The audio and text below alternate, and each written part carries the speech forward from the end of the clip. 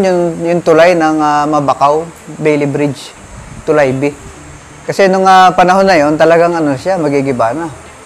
Magkasama kami ni Mayor Andaman noon, panahon na yon 2008, nung nagawa yung tulay. At napakalaking pasalamat ng mga tao dahil na-concrete na siya.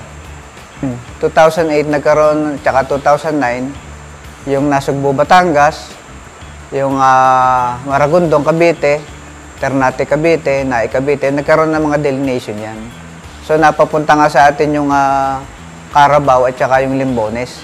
Yung El Fraile naman napapunta ng Ternate. At kung may pagkakataon pa nga, habulin natin yan, pati yung koridor.